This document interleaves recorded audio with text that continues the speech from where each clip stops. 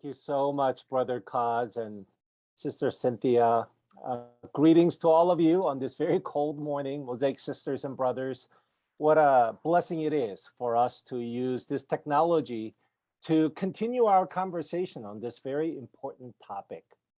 So in the past, in our Mosaic gathering, we looked at some issues that are related to immigration, but within the US context. And I'm thankful that this semester now we're taking the same issue, but looking at it from more global perspective. So the task that I'm given today is to bring a sociological reflection or perspective of this global migration.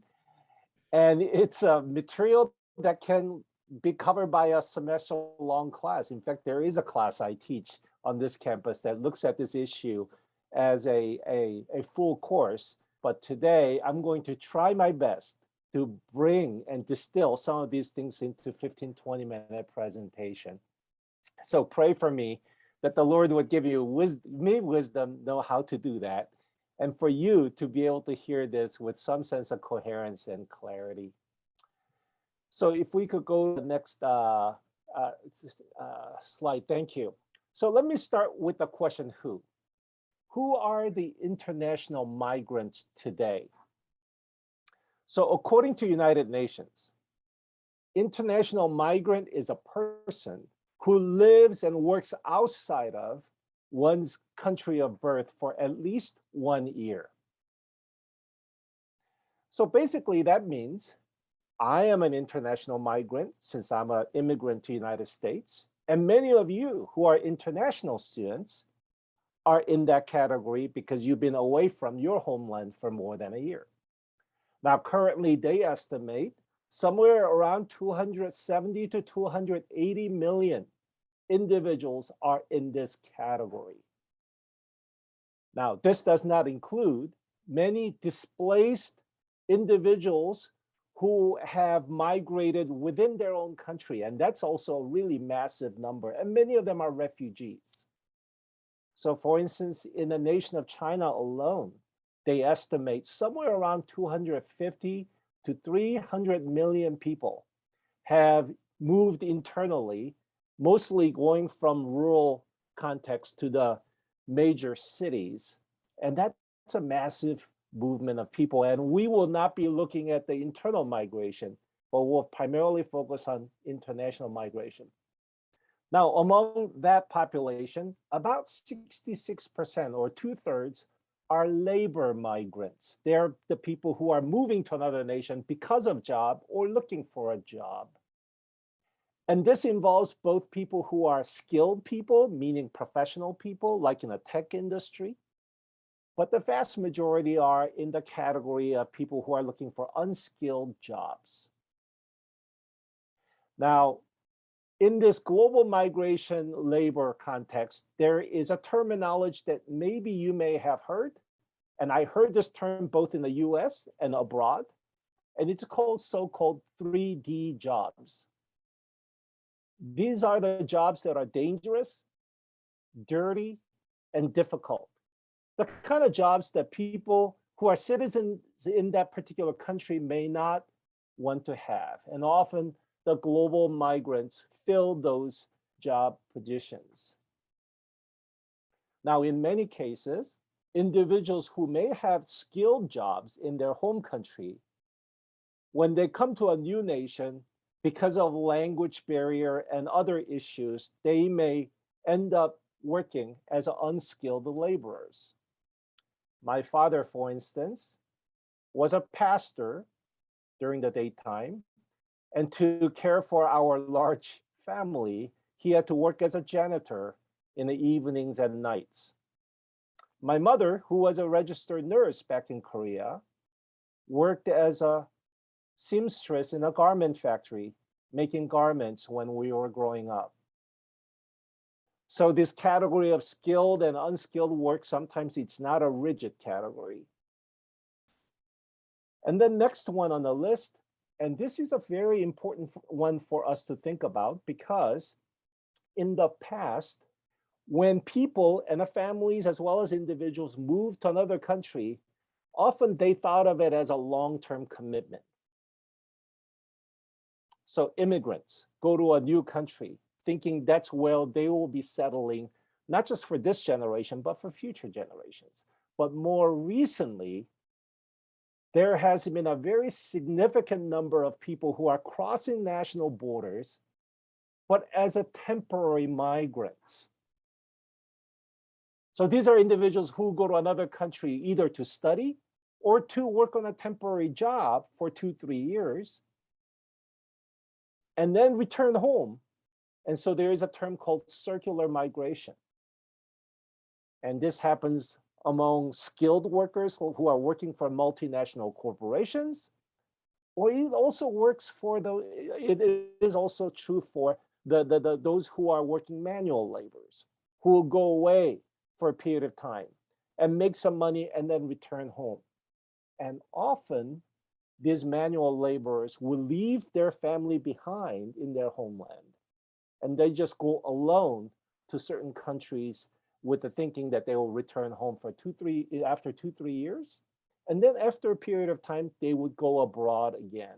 So you could imagine how there's a migration today is a multi-directional. And it's a lot more complicated than what it used to be even 30, 40 years ago. Now, the next two categories on the list are what they call involuntary migrants or forced migration participants. The first in the category are 15% or so of this whole population. The international migrants are refugees and asylum seekers. And Brother Kaz briefly mentioned the refugees from Afghanistan. But that's about 25 to 30 million individuals who are in that category that are crossing national borders. But when you think about all the refugees who are internally displaced, meaning they are forced out of their home, but they are not crossing the border of nation, that size is even larger today.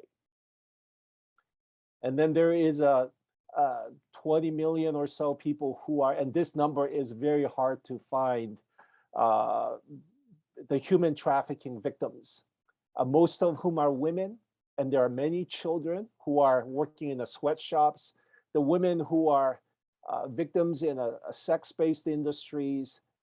That is also a significant category of people who are forced to cross national borders to work. And then finally, and this is another rather new phenomenon that was not true in the past, and that is close to 50% of all global migrants today are women.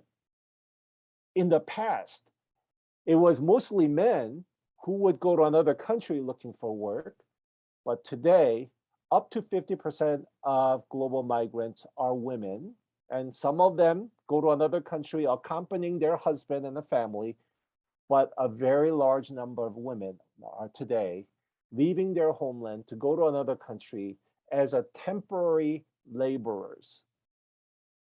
In fact, it's interesting, some countries actively recruit and encourage women from their country to go to another nation and work so that they would send home money. And it's interesting that many of the countries, according to their statistics, when they send men abroad, they're not really good at saving money and sending home money. They spend it all. But when you send the women abroad, that they are more faithful in saving money and sending home money, and that's a very significant number of women who are engaged in this global migration for that purpose. Now, today, finally, there are about 6 million international students who are studying abroad.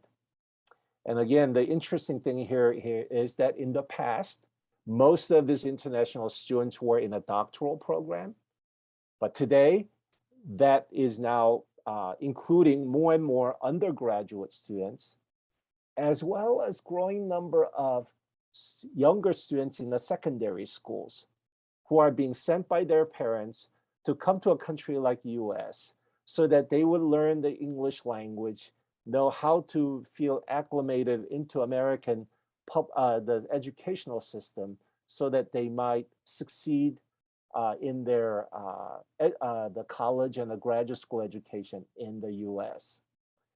So briefly, that's who the migrants are. Now let me go to the next slide where we will briefly look at where. Now look at this list. Some of you might be surprised that the biggest area or region in which global migrants reside today is not actually Europe or even North America, but it's Asia. So, you know, the global migration, we were told to think of it as a migration from Southern Hemisphere to Northern Hemisphere, that sort of unidirectional movement, and that it's more complex than that. And Asia has a lot of global migrants who are crossing borders, partly because this Asia includes the Middle East, Gulf nations that are recruiting millions of contract workers to come and build things in their country.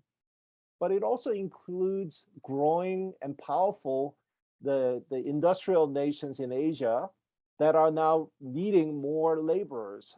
Countries like Japan, South Korea, Taiwan, Malaysia, Thailand. I mean, these are the countries that are constantly needing more workers. And so then there is this flow of migrants happening within Asian context.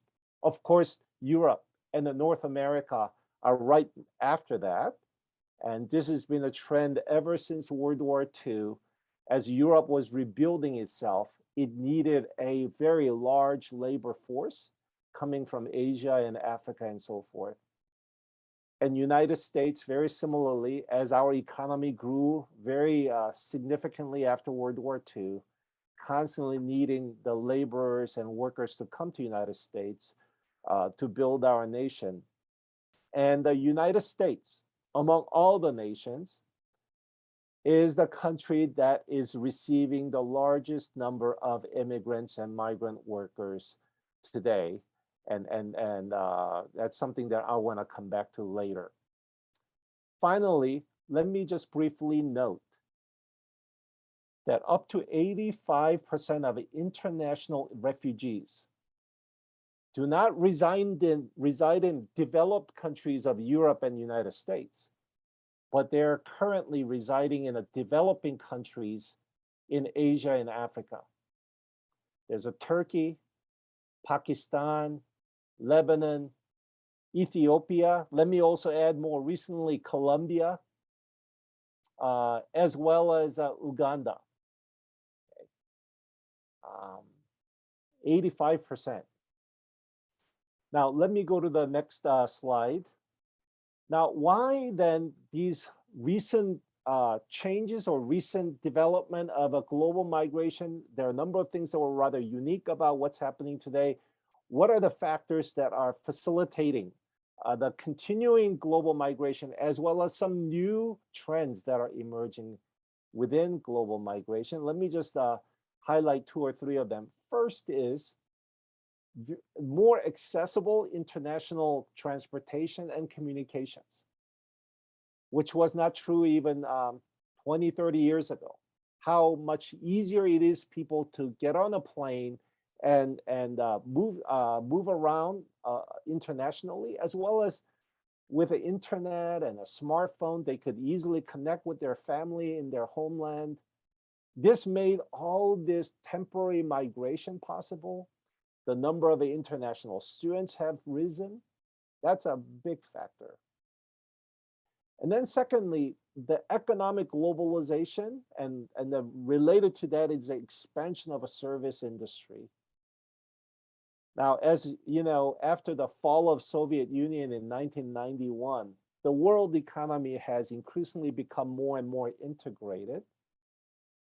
And the multinational corporations are now basically facilitating the flow of capitals and money and the jobs across the border very easily. So that means it now creates more opportunities as well as pressure for laborers to cross borders with ease, and many have done so. And then secondly, partly because of that, it created a growing sector of what economists called service industry. These are various jobs that support the professional workers, the multinational corporations, and so forth. So let me cite one example. Last 20, 30 years, the number of women in developed countries like United States who are working full-time in many of these professional jobs have increased very significantly. In fact, in many job sectors, more than half of all their workers are women.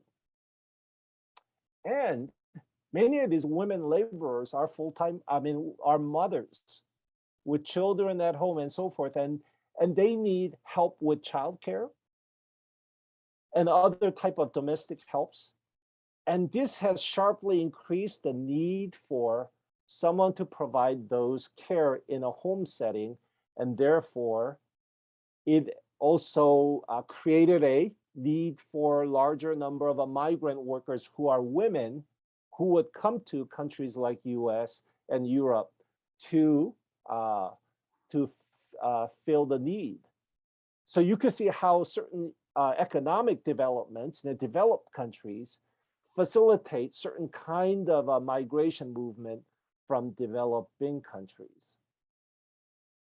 And then finally, with the refugees, as well as some labor migration, there is this ongoing factor of the wars that are both civil wars or the wars between countries, the political oppression, the religious persecution, natural disasters.